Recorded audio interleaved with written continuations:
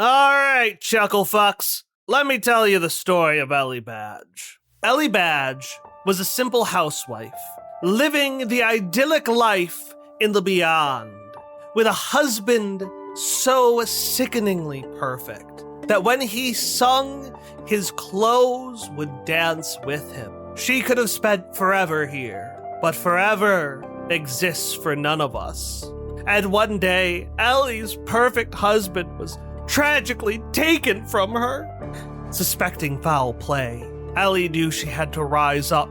She took the home the two of them had built together, and she literally nailed it into her bones before going on a decades-long quest, so full of anger and vengeance, she had forgotten the lost love that had sparked it all.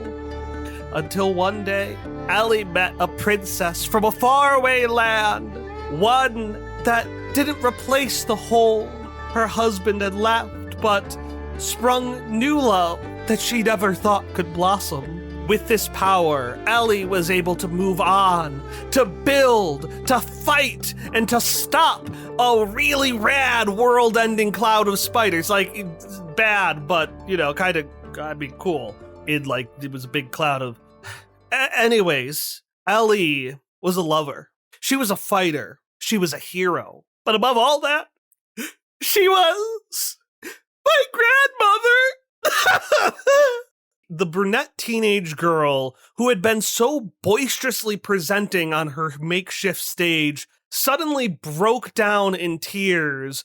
With one hand, she reached to her massive blue cloak and dragged it across the body, and with her left, she took the matching top hat and covered her face so that no one could see her tears. Because, that's right, I am whatever you would call an orphan for grandparents. And my grandma Ellie, right before she passed, she took me by the arms and she said, Corey, my legacy will live through you if you can get others to listen and to share my story and to buy a set of commemorative collectible coins made out of the metal in my bones. And with a whoosh, the girl, who was still collapsed on stage, whipped open her cloak, and inside was a selection of perfectly arranged small silver coins, labeled the commemorative Ellie Badge. They're very affordable. And as the girl crumpled even further on stage, making sure to keep the cloak that had her merchandise as high and clear as possible, the crowd around her, which had been moved to tears, rushed towards her, practically drowning the girl in condolences and, more importantly, in cash. And then, once everyone had left, the girl stood up, wiped non-existent tears from her cheeks, and turned back towards her display, a meticulously amateur collage of pictures of the late Ellie Badge. At the sound of a very familiar throat clearing, the girl stood up straight, and not turning around to the voice said, I'm sorry, we're all out of product today. Corey? Upon hearing her name, Corey stood up just a little bit straighter, and her pupils got a little bit smaller. I don't know anyone by that name, sir, she said, waving her hand, trying to make the voice leave as if she were brushing off a fly by her. But the voice grew only louder and sterner. Coriander Scotch. And finally, after an eternity of standing still, Corey slowly turned around. Oh, hey, Dad? In front of her stood a middle-aged man, dressed in aggressive cowboy attire, but wearing a face that was more of a beleaguered father. Corey, you can't keep telling people Grandma Ellie is dead. I don't know what you're talking about, Dad. Corey lied, her hand pawing behind her to tear down the Rest in Peace Ellie Badge display. Corey's father let out a deep sigh, before gingerly taking down the last photo that Corey had failed to pull down.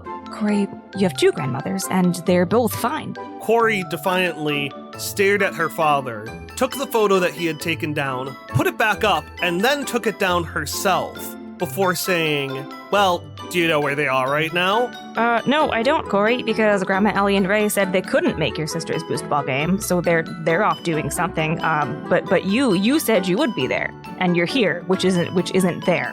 Ah, I see. Corey placed a downcast look on her face. So she's missing then. And if she's missing, she might as well be dead. See, you agree with me.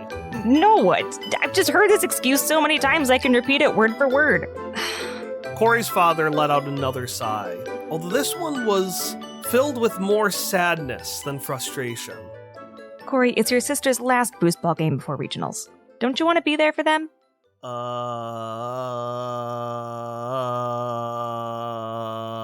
The answer was no. It was very definitively no, but she couldn't tell her dad that. No, Corey had to think of a different way to tactfully retreat from the situation.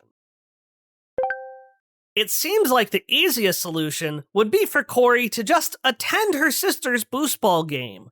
But as it seems like she doesn't want to do that, my question for you today is how will Corey successfully get herself out of this situation with her father?